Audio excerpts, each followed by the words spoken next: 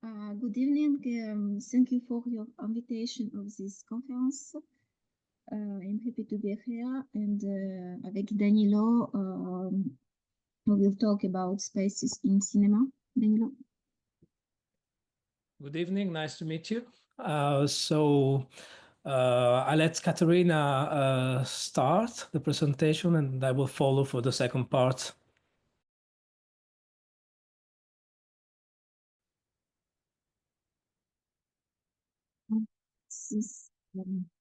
This talk we will focus on how Amjad Abu Alala construct the space of this first feature film, You Will Die at 20, but also on how he divided it on screen to that each character can inhabit a symbolic space appropriate to her character and destiny, a visual space, but also a sound space. We will also see how urban spaces, habitats, open spaces, etc. are transformed into symbolic diegetic places. What is a filmic cinematic space? How is it organized? What do you film a space stir, represent, brand to the spectators? In our talk, we will draw on theoretical research on space in cinema by André Gardy and Antoine Godin. Most of the work on space in cinema is based on spatial categories inherited from other arts. For example, we speak of landscape as in painting, of scenography as in theater, of or decor in the architectural space to produce meaning and emotion on them that are always present, love, death, etc. But the question of a plastic notion of space specific to cinema has only very rarely been asked, at least since of the already old ranks of Sergei Eisenstein or Elifo.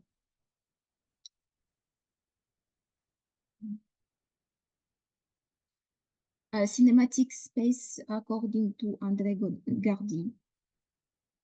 In this book, L'espace au cinéma, André Gardy distinguish 4 types of space related to cinema.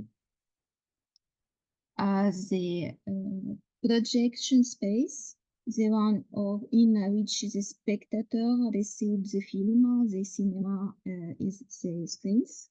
The diegetic space, the one relative to the diegesis,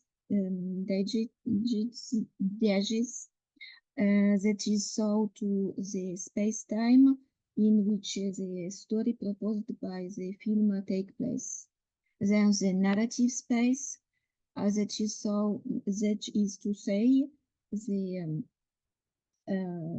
itineraries, the journeys of the characters, the lives show to the screen. And finally, the space of the spectator, that says his openness to the film, his personal capacity to receive it. In other words, André Gardy evokes one space linked to the diffusion of the film, one space linked to its reception and perception, and 2 spaces specific to the film and linked respectively to the narration and to the visual and sound field, which make up the film. In our talk, we will focus on the diegetic space, that is to say what is offered to the spectators, sight and ears, locative objects, such as a plain, a mountain, a city, a house, etc., and the way in which these places contribute to the creation of the film story. André Gardy distinguished three types of places that are part of the diegetic space: referential places, enunciator places, and anaphoric places. Referential places are surrealistic anchoring. Enunciator places are linked to the enunciated situation. They are diegetic places where that is said only his real meaning by reference to this place. For Gardy, the narrative organization in flashback in cinema classically uses enunciator places. The return to the enunciator place tends to ensure the best understanding of the story told of representants return in sources where the story had begun. Anaphoric play, donc, Danilo. Ici, sur ce slide, on peut voir la place annonciatrice dans le film Tu mourras avant ton, donc c'est le temple soufi. Yeah, here on this place, in the slideshow, we can see the annunciator place, the movie You Will Die at 20. Et pardon, la dernière partie de la phrase, Kateryna? Donc, c'est le temple soufi. This is the Sufi temple. The part with the Sufi temple. Anaphoric places le village, la mosquée du village aussi fait partie des places référentielles, des places énonciatrices, pardon, des places. Yeah, donc, la mosquée du village aussi fait one of partie the de ça. referential spaces as well.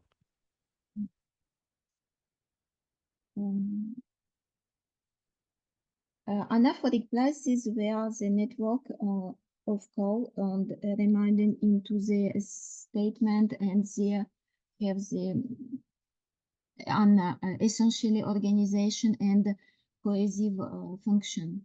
Of the most common uses of anaphoric places is to reveal in a enuncious way a place was a place that will later become the scene of the dramatic moment. Thus, the classification of places in diegetic space is characterized by the three main features. First of all, the functional power of places is likely to allow the action of characters plus of will, knowledge, duty, power. The second feature would be based on the morphological, relational, and axiological characteristic of places. The third feature would be based on the enunciative modalities, virtuality or reality, unique or repeated action. In You Will Die at 20 by Amjad Abu Alala, the Sufi gathering place where Baby Muzammil received his first and most serious prediction is the first enunciated triggering place according to Gardy's theory. In this place, full of faith and hope, a bad prophecy is born. In 90 years, Muzammil's mother Sakina returns to the Sufi temple to try to prevent this prophecy from coming true. The village mosque is also an enunciator place of the film because it is charged with the same meaning. It is a place of worship where Muzamil believes he is fulfilling his destiny and which awakes him return consciously and unconsciously to the terrible prophecy according to which he will die at the age of 20. Muzamil family home, this dark building made of earth, almost archaic, lit by candlelight, without decoration and almost lifeless, deserted by a cowardly father and managed for 20 years by a mother who mourns every day is an anaphora basis. It symbolizes the death that lurks around Muzamil, preventing him from fully living his life as a child, then his life as an adult. It's the house of Muzamil. Referential places, donc c'est Suleiman's house, called the English house, which can also be called this artist house, is a if we base ourselves of Gardy's theory, a referential place in the film. It is a house that smells of the past, history, and life. His home is more realistic, more contemporary than Muzamil's home. Suleiman's house is colorful, equipped with the electric current full of flower fabrics, refined Victorian objects that Muzamil has never seen, and above all, full of photo films and devices for capturing and projecting film images. It's a third world, filmic architectural space totally opposite to Muzamil's archaic family home, and the places of worship in the film depicted as wise. In Suleiman Muzamil, we find a father figure, and in his house, he will learn to live and open to the sense he was deprived of for 19 years of his life. Danilo? Yeah, so it's my we are at the half. Now it's my turn to finish. If you can give me 5 minutes, I can conclude. All right, go ahead. To you. Okay, thank you. So this part is about Antoine Gaudin, cinematic spaces according to Antoine Gaudin. So Antoine Gaudin defines cinematic space as a dynamic power of the moving image, endowed with a strong sensory impact on the spectators. This cineplastic and rhythmic approach to space finds its culmination in an original concept, the space image. It is a question of apprehending the filmic space, no longer as a stable motive represented by the film, the space conceived as a decor or as a framework for the action, but rather as a dynamic phenomenon produced by the film, space as the power quality of cinema inherent in the movement of images and their relationship of succession. Through the theoretical notion of space image, it is therefore a space that circulates rhythmically within the images of films that will be discussed. It is obvious that the question of time has been, in thinking about cinema, in Epstein, Tarkovsky, Deleuze, Aumont, the object of ontological approaches that are much more decisive than that of the space.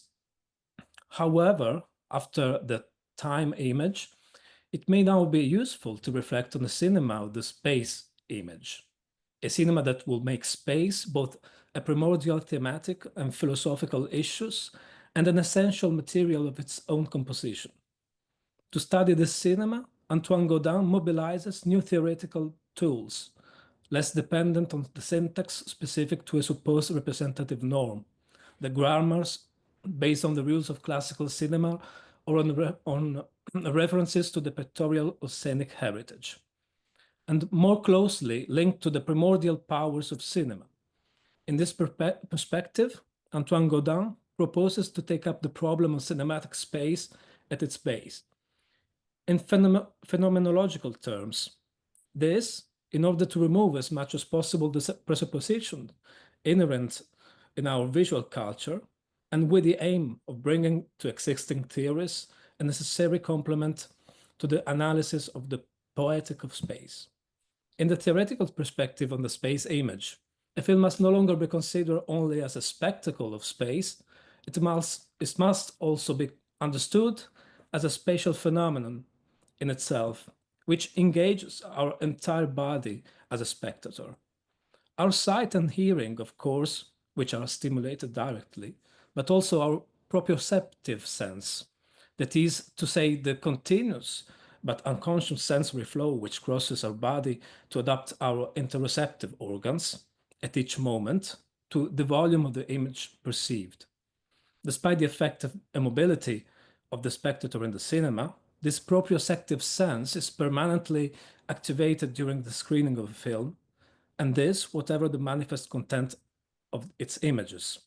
The duration of the shot constitutes a decisive element in this example. Long shots in time more effectively draw our attention to the image and the space that is part of the image, of this image, sorry. For Antoine Gaudin, there is first the space represented by the film. It is the object space, concrete, recognizable, and material that we are accustomed to perceiving. Muzamil's family's home is an example.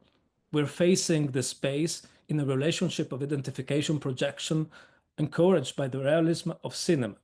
In other words, we see the dark rooms of this house and we understand that it is a house. Here, we can therefore speak of the interior spaces and exterior spaces that we naturally perceive as object spaces, or of the enclosed spaces and open spaces that go in the same direction. This is the case for architectural spaces, urban spaces, village store, banks of the Nile, etc. But there are also these non-material spaces, symbolic spaces that come to life and take on meaning on the screen thanks to the interpretation given to them by the filmmaker and the spectator.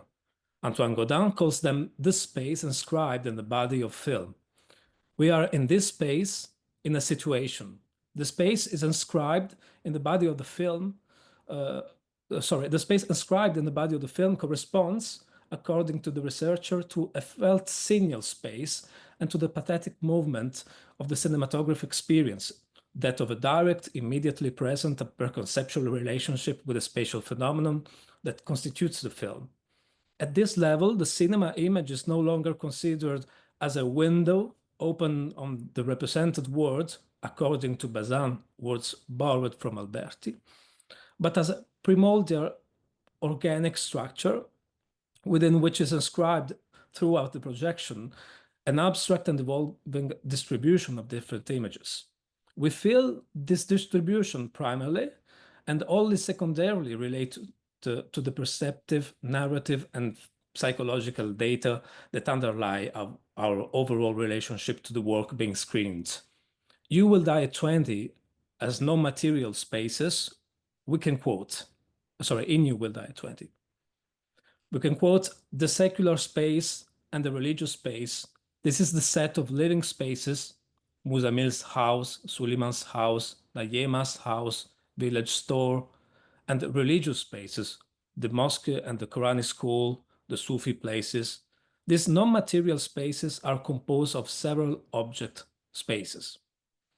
Then also the action space that encompasses the lives of the characters in general and the projection space in the film, where Amjad Abu Alala integrates extracts of all films on the screen. It is translated by film screenings that Suleiman's organized for Muzamil.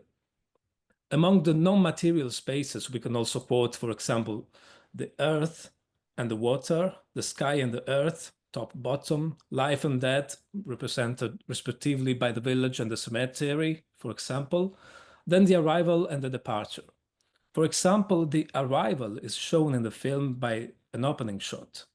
It is a general shot of a procession going to the Sufis, Muzammil being still a baby. The space shown in this shot is divided into two parts: the corpse of an animal in front symbolizing death, and the procession behind which could symbolize the new life or human futility. This composition also allows us to raise the question of depth and field, which is important when we talk about spaces in cinema. It must also be said that in You Will Die at 20, the depths of field are particularly well worked and are particularly beautiful. We owe them to the French director of photography, Sébastien Geffer. The film ends with a space image representing the departure. This is the last sequence of the film showing Muzammil chasing a track and leaving his native village. The character is outside the village. It's in an open space that represents freedom. The dedication of the film justifies this interpretation to the victims of the Sudanese revolution. To conclude, for André Gardiès, space in cinema is neither given nor figured. It is to be constructed. As he emphasized, the filmic space will be one of the essential factors of the narrative and discursive coherence of the film. The filmic space allows to introduce and develop the narration, to indicate important places relative to the narration. It also plays the symbolism.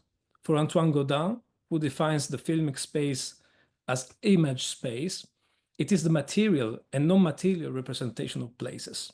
We can therefore speak of the architectural spaces and non-architectural spaces that make up the frame on the screen. In both cases, they can also play a symbolic role. Thank you for your attention.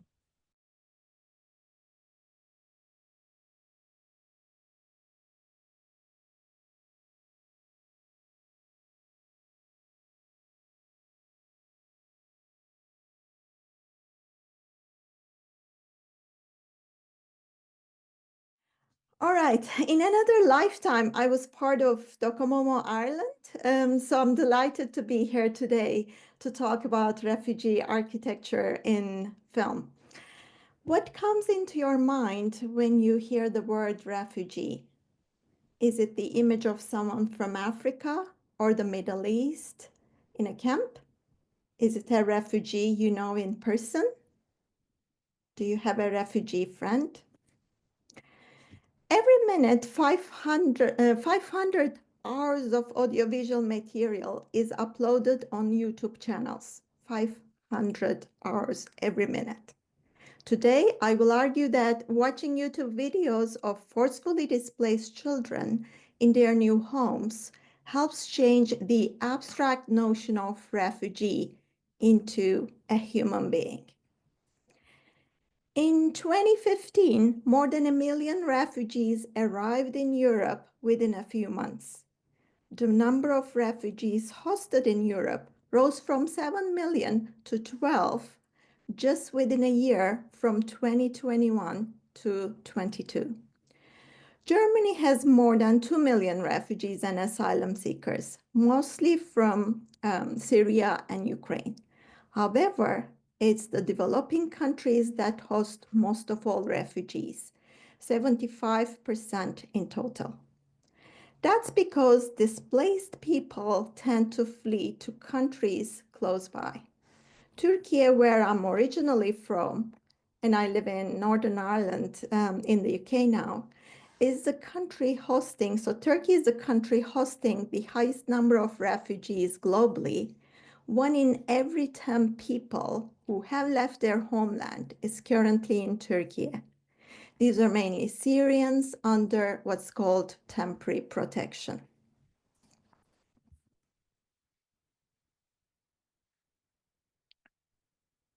Did you know that in different parts of the world, refugees stay in their host countries for an average of 26 years, not months, 26 years. Most refugees are from 5 countries: Syria, Venezuela, Afghanistan, South Sudan, and Myanmar. Uganda hosts over 1.6 million people, mainly from Congo and South Sudan.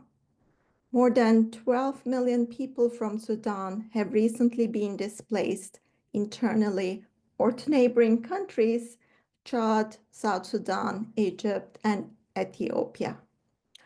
Number of forcefully displaced people worldwide has almost doubled in 2010s. According to United Nations Refugee Agency, 120 million people are forcefully displaced, either within their countries or internationally. 120 million is 1.5% of the whole world population. That's all of Japan displaced. And 40% of displaced people are children, only half of whom have access to education.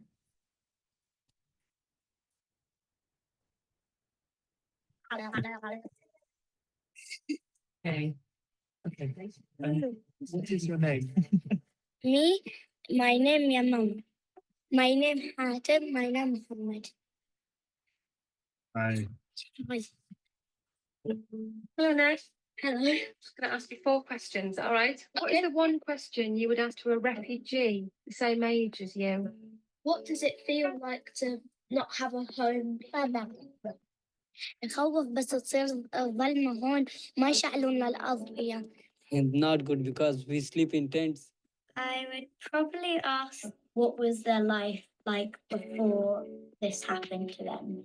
بالبيوت يعني بيتنا بسوريا كانت يعني كان حياتنا رائعة. Are you nice and warm? I think they might not be warm, but they are. I don't think. The storm. Inside out. Tobe.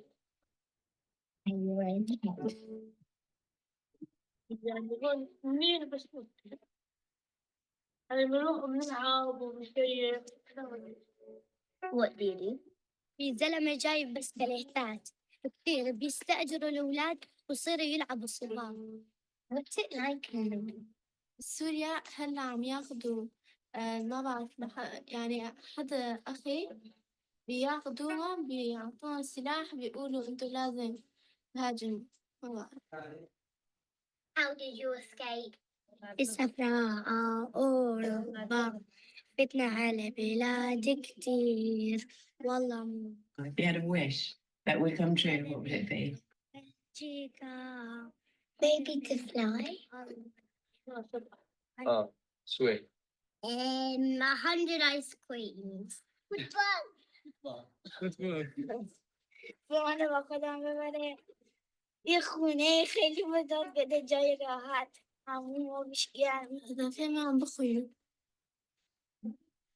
نطلع نتفرج علي سفرتي كلها بتطير والله يا عين.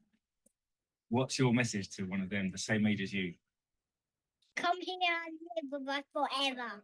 You were very brave to run away from the bomb. I might visit you sometime. But bye-bye for today. that. I really hope you have a happy life, a lot like mine, and you can do what you want to do. And If you're traveling, to try and think that there might be something at the end of the rainbow.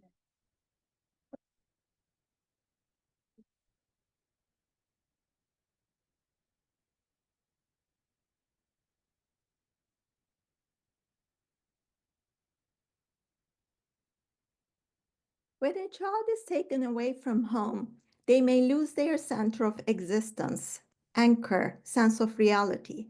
As they move to a new place and try to move on, they would need to recreate a safe space within the chaos and a relationship with the world. They may or may not regain their anchor or put the pieces together.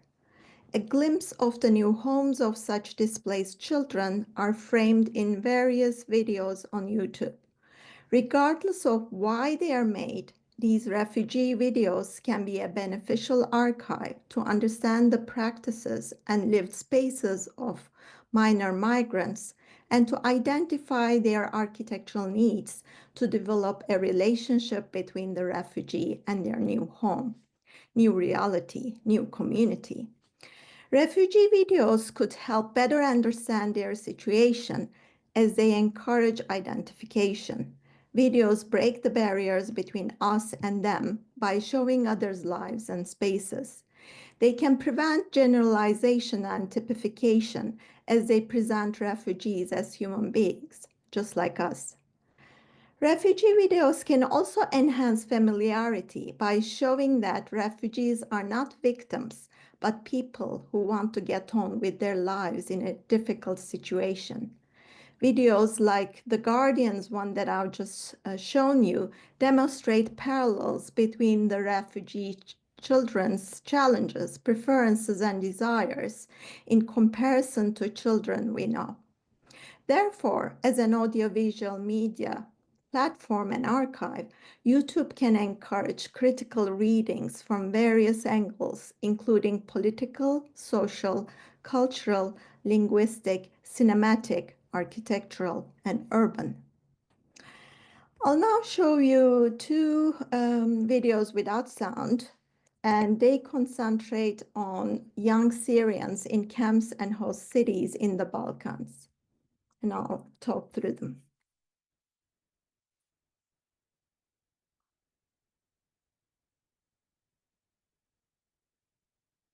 Maybe I should have. There you go. Escape, play first.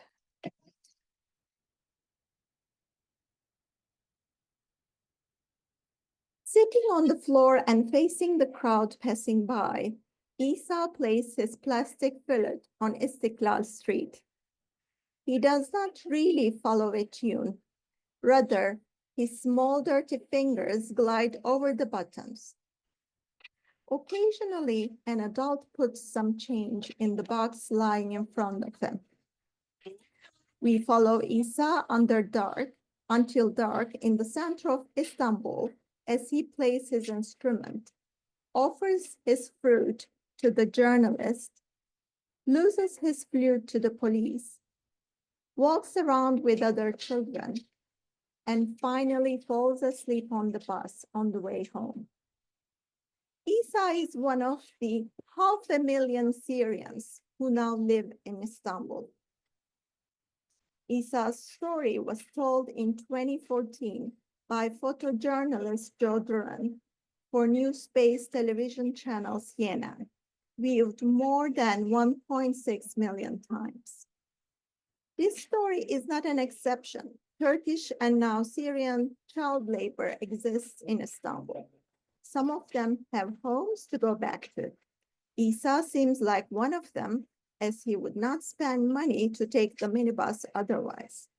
The need to earn a living and possibly support his family, lack of education and support, and language barriers are some of his problems in his new country. This is a survival story in a metropolis of 16 million people. Isa knows his way around the streets of Istanbul. He's aware who is friendly and who is not. He does not annoy the national lottery vendor and keeps away from the police as much as he can. He has his social network.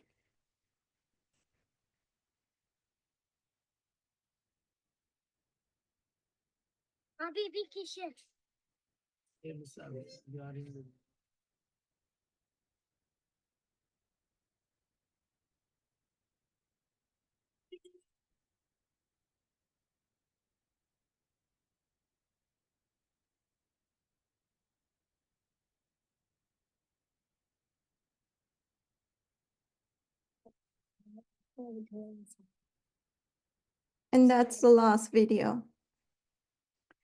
Hiba felt powerless when others died around her in Syria, on the inflatable boat she got on in Turkey, and in the Greek border with barbed wire. She tells her onerous journey through drawing. She's a 10-year-old in the Refugee and Migration Reception Center in Gevgelia, close to the Greek border in North Macedonia. She talks about her past, present, and future, that she misses her home, family, and friends she left behind. She misses her brother who was killed in the war. School takes up most of her time. Hiba wants to be an English teacher and bring happiness to children. All kids deserve a good life, she says. Quote, we think of riots, floods, earthquakes, or tropical storms as devastating to a city, but total war is far more thorough. End quote. That was the case for Hiba, who fled war-torn Syria and for now found safety in a Balkan camp. In 3 minutes, she tells her story for UNICEF USA, which is viewed almost 1.5 million times. She has a positive attitude. It's actually the older children, the adolescent refugees, who commonly feel hopeless, depressed, or even suicidal. Let me mute this completely, and then it will be easier.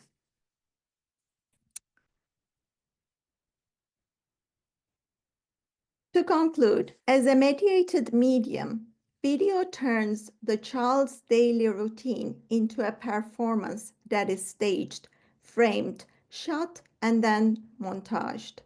Videos of refugee children are a strategic apparatus for the stakeholder. By linking the refugee and the viewer on an emotional level through the embodiment of a child's life and spaces, the commissioner legitimates their position. A so-called typical day of a refugee child has lost its ordinariness when they left their motherland. The videos were not and never meant to be representative of their daily practices. Let me get this paused. The everyday is about the ordinary, but when detached from ordinary settings and lives, the daily practices and spaces of refugee children gain a surreal dimension. Nothing is ordinary about being in a camp like Hiba or working on the streets of an alien city like Isa. The viewer cannot enjoy the banality of these children's everyday spaces and lives via the lens of camera. Unlike the everyday that is familiar and safe, the refugee situation is unforeseen and unknown. Right to life, freedom, security, equality, justice, and privacy are amongst the basic human rights in the UN Universal Declaration. While these concepts are easier to define for long-term members of societies, they are more complicated for newcomers. Refugee videos are important and effective in this process. Filming the lived spaces of young refugees helps them spread the word and helps their audience to understand what is going on in the world and in the lives of people, particularly children in need. Quote, their stories are unique and exceptional, being their own, but at the same time, they're common. Thank you.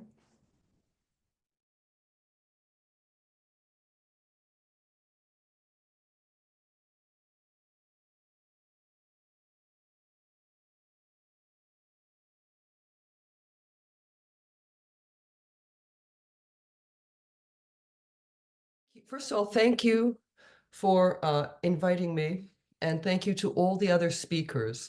There's been some really important and increasingly relevant talks today, and it's been really fascinating for me, and I'm really honored to be here. In my talk, I look at two particular films, one a documentary film and one a fictional film. And the first film that I look at, Five Faces, I hope you can see this, Five Faces of Malaya, depicts different races and their different occupations. including rubber manufacturing and tin mining. It was made in 1938. The second film, made in 1940, is set in 1910, when British Malaya was the largest maker of both tin and rubber in the world. In the 1920s, British colonial films preached the strength of the British Empire and the essential needs of the colonies to provide raw materials for manufacture in Britain, thereby keeping British people in employment. These goods were then sold in the colonies, bringing back more prosperity to Britain. The Colonial Film Unit produced film about cotton from Sudan, rubber and tin mining from British Malaya and other places. In the 1930s, the Depression had reduced the requirements for goods, and empire films took on a new message of so-called liberal imperialism. Paul Rotha's Strand Film Production Company sent filmmakers around the world gathering footage that was then cut to suit the required narrative, whether the rise of corporatism and promotion of British businesses, or, as in Five Faces, a propagandist message, less the previous propaganda message of motor of progress than of a new one, the People's Empire, that supposedly depicted local customs, cultural and political structures maintained and respected, with the intended result of unification of Malay society, ready to resist occupation of the Japanese and the threat from communist China. Five Faces was shot through with a specific vision of what they called liberal imperialism. Liberal imperialists wanted the empire ruled on what they felt would be a more benevolent basis. Five Faces shows 5 different ethnicities in one place. Each of the 5 faces, Sakai, Malay, Indian, Chinese, and Europeans, is associated with a different way of life, as if they are like the wildlife of the Malayan jungle, or the product that they're producing. Each nation is depicted utterly separately, with their own distinct specialization of labor. The purpose of the film was supposedly to show unification. The filmmaker, Shaw, describes the film, this is his words, 5 races, 5 creeds, and he says, oddly enough, they all get on fairly well, although we have no indication of this in the film or anywhere else. I have to say, I found this film, like others that of the Colonial Film Board, to be quite offensive. It presents each ethnic group in a racialized classification. It pretends to be arch by showing the British like other ethnic races, but they're playing golf or other leisure pursuits, while the voiceover states, the British were the 5th race to come to Malaya and brought with them their own peace and prosperity. The Tamils were associated with the development of Malaya's rubber industry. Rubber trees were not indigenous to the area, but originated in Brazil and came with the colonials. The film clearly expresses the ethnic division of labor. Tamils were imported from colonized India in order to work on the rubber plantations, and along with the importation of tea plants, brought in to harvest the tea. Sikhs were brought in by the British first as political prisoners and then as police in order to protect the tin mines. The tin mining is shown as difficult work done by Chinese laborers who were brought in as cheap labor and had no rights. Five Faces of Malaya was part of the Colonial Office's policy of Malayization, an attempt to build a coherent national identity, flexible enough to fit the variegated politics of the federated states. As the demand for rubber and tin reduced and impinged on the personal aspirations and material wealth of colonial administrators, the cultural and educational gap between Asians and Europeans closed. This laid the foundation for political, social, and economic change. The documentary emphasizes the established British policy of maintaining distinct ethnic boundaries within Malaya and to build up the Malay elite, shown here in the sultans. And it's pointed out that the sultan on the right is off to play polo and was Oxford educated. An image of Singapore from the 1930s. The Malay Film Unit Information produced propaganda films that celebrate and promote imperial power and record a story of domination and exploitation. The architecture in these films, whether it's primitive huts or the colonial buildings, amplifies the language of empire and colonization in the documentary, or in the later Hollywood film, provides the necessary backdrop and establishing shots. Whether fictional drama or documentary newsreel, each creates an arrangement of set pieces that contrast the ordered, symmetrical, often white colonial interiors and exteriors with the disorder, hustle and bustle of the crowded, noisy Malay part of the city. We see the same thing in the fictional film. The voiceover tells us that medicine and sanitation are conquering the diseases of the tropics, as the film shows the Modernist building, presumably a hospital built by the British. The comments on the Malays and their innate dignity and pride makes them easier to rule as they obey laws. This is the voiceover speaking, drafted from being wild to being police, as if this is giving them order from chaos. And the Malays' supposed love of ritual becomes easy to train for the military. In Five Faces, no aspect of Malay or Cantonese infrastructure, middle class or landowners, or professionals of any kind are acknowledged, let alone shown. First, the Portuguese settled, and then the area, and then the Dutch, who exploited the goods, and then the Brits came and ordered everything in their gentlemanly manner, according to the documentary. There's an excessive and very disturbing amount of imagery of young women with bare breasts shown, and animals and indigenous peoples are shown as one. What do we learn? There's nothing new to say to this propaganda, that it's racist, demeaning, and insulting. Documentaries are watched subjectively, and we're aware of the message. Hollywood films use this message as backstory or establishing shots. The American film noir can be equally racist, but it's meant for a different audience and with a different narrative. This is The Letter, made in 1940 by William Wyler. In the 1920s, after working as a spy for the British government during the First World War, British writer Somerset Maugham traveled through the British-ruled Federated Malay States, gathering material for his stories. In Singapore, he heard of a murder trial of 1911 in which a Eurasian woman in Kuala Lumpur shot the white manager of a local tin mine. She was found guilty, but received a pardon from the Sultan of Selangor. This became the basis for the short story The Letter, that became a play, then a film. Maugham's short story opens in Singapore, describing the mix of cultures, races, and sounds. The writing of the short story and the visual language of the film manifest not only a clear delineation between colonial Europeans and local Malay, but also the uneasy balance between the Malays and the Chinese. This is the establishing shot that tells us where we are. The next shot is very like the documentary that we saw earlier about the rubber plantation.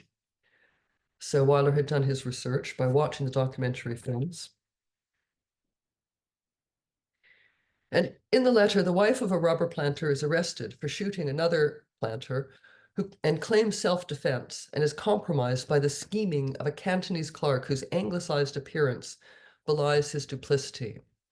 And in The Letter, the predominantly white, rectilinear, most importantly, ordered colonial architecture clashed with the disorder, clash of sounds, images of movement, and lack of order and structure of the Malays. You can see this in the opening scene. This is all the opening scene sequences.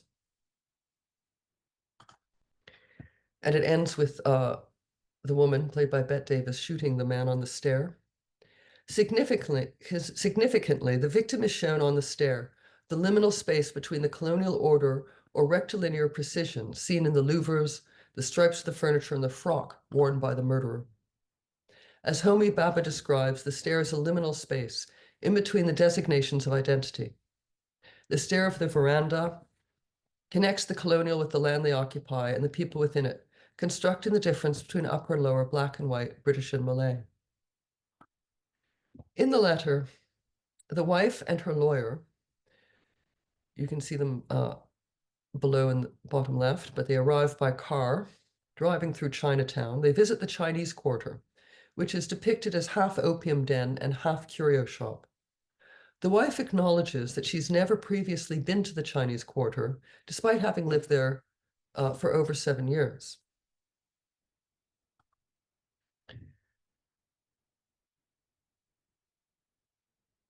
in the courtroom scene, the racial segregation is quite clear. That's the top left. So she's put on trial. And you can see at the very front, we have the English judges in their wigs. And you can see, I don't know if you can see my little cursor here, the Cantonese clerk sitting right here in the center at the front.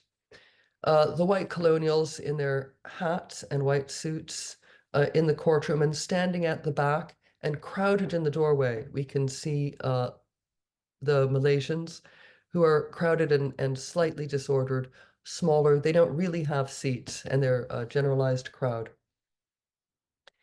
The British are always in colonial white. And after the trial, after she's been released, someone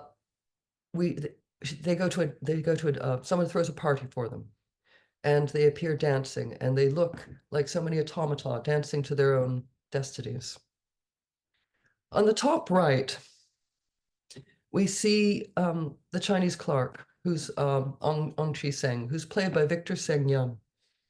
And there's a note about the actors themselves. Victor Seng Young, who played Ong Chi Seng, the clerk, was an American actor who appeared in the Charlie Chan films, and his choice, like others, was to play racial stereotypes or not play a role at all. In Hollywood, it was not possible for minoritized actors to move beyond stereotypes, although he had served proudly in the American military during the Second World War. Two other actors in the film are worth noting. Gail Sondergaard, who plays who plays the Eurasian wife, was actually Danish, and Tetsuo Kome, who plays head boy, was born in Japan and often cast as East Asian characters. When Bette Davis kneels at the feet, my last slide, of the Eurasian woman whose husband, her lover, she had murdered in order to retrieve the letter that gives her reprieve from the gallows, we know who has the power, and it's not Bette Davis. It's a different story than the Colonial Film Board produced, but with the same images, but with the text as subtext. Thank you.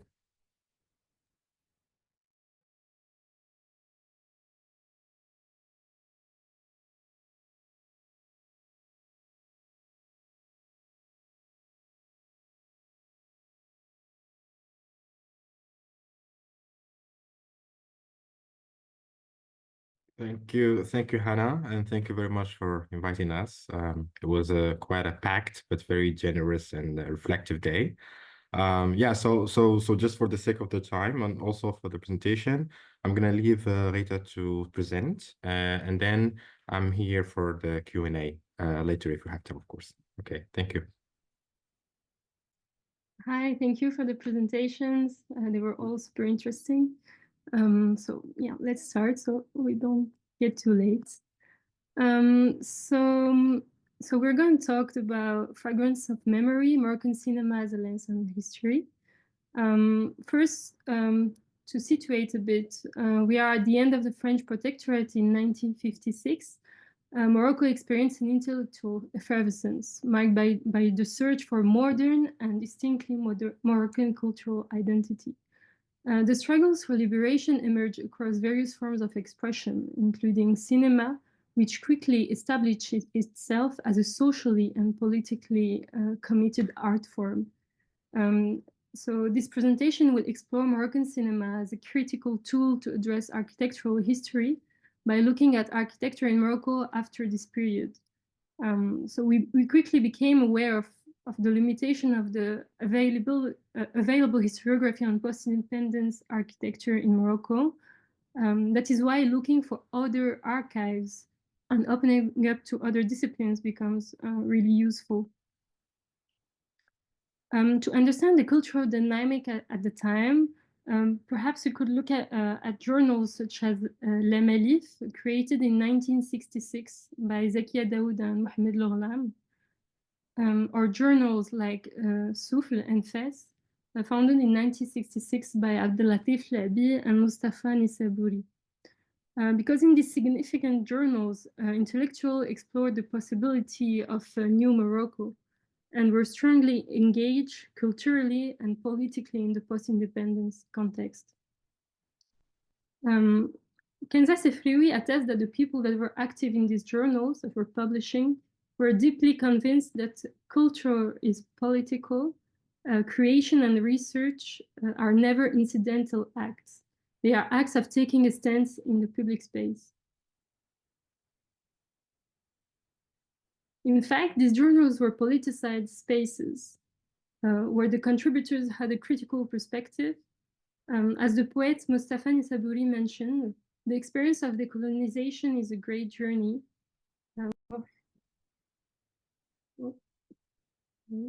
We speak of a process of cultural decolonization, of self-decolonization even, because most of the actors of these networks have been trained abroad, whether they were architects, artists, or filmmakers. They had, for most of them, studied abroad before coming back to Morocco to So in the plastic arts during the protectorate, Orientalist scholars defined what art was and what it wasn't, asserting that Moroccans could not theorize their own arts. This is why Moroccan artists will be eager to take back possession of their arts. And in cinema, it's quite the same. After so many years of colonial cinema, in which Moroccan men and women were nothing more than silhouettes, shadows, or elements of the scenery, we will see a national cinema emerging and a national critique, notably by the creation of Cinema 3, a cinema review created by Nourdine Saïd. So, and this, even though most of Moroccan cinemas were also educated abroad, like at IDEC, Institut des Autres Études Cinématographiques in Paris, or in Lodz, in Poland, with the support of the Communist Moroccan Party. So another way to see that it's not, that it's political also, cinema. So they really were inspired by the French New Wave, but also by Polish cinema, which will create hybrid form oscillating between documentary and fiction to address a variety of subjects. So the common threads emerge, a common thread emerged in art, literature, and cinema, the desire to reclaim culture. And all of that said, we are going to see how we can use movies to talk about architecture. In Morocco, the history of architecture is also often viewed through the lens of Western historiography, and many films of the period take architecture and the city as their subject. So the everyday space that surrounds them. So by integrating visual archives into architectural narrative, cinema becomes an alternative platform for storytelling, uncovering special and historical meanings that can complete academic writings. This approach offers kind of a new perspective on understanding Moroccan architecture through the lens of moving images. So to illustrate, we will, to illustrate this point, we'll first talk about the reconstruction of Agadir, considered emblematic of the post-independence period. This reconstruction project is seen as symbolizing the rebuilding of new Morocco, and is the largest city built in the post-independence period. It has been rebuilt after the 1960s earthquake, and the city is characterized by functionalist architecture composed of raw concrete and white plaster, an example of the so-called neo-brutalist movement. And it was also the subject of a short film by filmmaker and poet Mohamed Afifi in 1967, titled Retour à Agadir. Some iconic buildings are recognizable, such as the Grande Mosquée by Hans-Joachim Lenz, Immeuble A by Henri Tastemain de Rioux, as well as the Marché Municipal by Claude Verdugo. So the short film juxtaposes these glorifying images of the devastated city after the incident to the scenes that depict a devastated city, a true battlefield with collapsed slabs, piles of materials and ruins. Maybe if you see.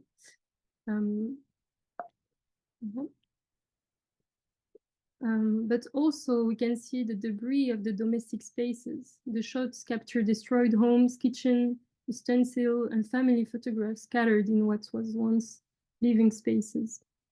So the critique of Agadir reconstruction is subtle, embedded in the film. The use, for example, of a soundtrack, Farewell's Mills Valley by Charles Mingus, a musician engaged in the struggle for African American rights in the United States. So you have like this little indice like that show that he really criticized the reconstruction of Agadir. He really presents a perspective that diverged from a glorified vision, questioning whether the project truly provided a new future for the inhabitants or merely prolonged the social inequalities inherited from colonization. Yeah, so this really reminds us that the new Agadir was built on the debris of the old, a city marked by tragedy, raising profound ethical questions about reconstructing over dead bodies. The second example is the Carrière Centrale in Casablanca, which is really famous also in architecture, historiography, because it's the largest housing complex built for Moroccans during the French protectorate. And actually, yeah, a lot of attention is given to its urban form. So this large housing estate was initiated in 1949 and was designed to accommodate 32,000 and later expanding to house hundreds of thousands of Moroccans. Many relocated from bidonville slums on Casablanca's industrial outskirts. So we are going to talk about El Manouni's film, Trances, which lens compresses 3 decades of history into moments, showcasing Carrière Centrale conditions in 1981. Because this movie first chronicled the rise of the Moroccan folk music band Nes El Riwen, which was coming from Carrière Centrale, which grew up in Carrière Centrale and became internationally famous during the 1970s. So through the band's history, El Manouni captures their radical political activism amid Morocco's years of heat. So this is actually the first story that Trances relates, is the story of this music band that a lot of Moroccan know. But it also gives information on the neighborhood's architectural and social fabric, including scenes of the remaining slums, unchanged dwellings from the 1950s, and various alterations to the housing structures. But also depicting everyday life in the neighborhood beyond its constructive form and rationality that we can see in architecture books, for example. And in relation of the life of the Hay Mohammadi neighborhood, how people were actually living there. But the social struggles and violence linked to Carrière Centrale, both before and after its development, are less frequently acknowledged. It's a site of resistance in both colonial and post-colonial contexts. So this movie is really a docu-fiction through images of the city together with songs, with really resonant lyrics. This film is an interesting source to address the post-independence period in Morocco. We have also, like, these were like the 2 main case studies I want to talk about, but now to open up a bit more, I just wanted to talk about also so many movies that are filmed actually in the streets and that can really be useful in architecture history, like La Longue Journée by Mohamed Abbazi and Donna Wolf, which was also filmed in the Carrière Centrale and tells the story of a woman living there. We have also quelques événements sans signification à reconstituer by Mustafa Derqawi, because it offers a reflection on cinema. It really shows the city of Casablanca and most importantly, the solidarity that existed in the artistic community, because more than 300 people contributed to this film. And yeah, from like actors, journalists, writers, filmmakers, musicians, and they were all filming in the streets, which was really new at the time. We have also 6 et 12 by Ahmed Bouanani, which also films Casablanca and really critiques also the social inequalities in the city. But all these criticism were really subtle, like they wouldn't say it is by the use of the music or different kind of, yeah. But films can also be used for other stuff, just not just to visualize some places that existed and that sometimes that still exist, but that changed a lot, and that they can appear in the movie. For example, here we have the Couple of Zevako that appears in the movie The Barber of the Foukhara, or the Tree Postal Center in Casablanca by Abdeslam Faraoui and Patrice de Mazière, that appears in Saïd El Barid. Yeah, so it's just like kind of it was just, yeah, kind of a way to use this archive, just not to stay only with the historiography from the Western world in a way. Yeah. So by incorporating film as critical sources, we can decolonize architectural knowledge and deepen our understanding of Morocco's 20th century urban history. And as Zakia Daoud affirms, culture remains a powerful counterbalance to politics, offering vital resistance through creative expression. And I'll finish there.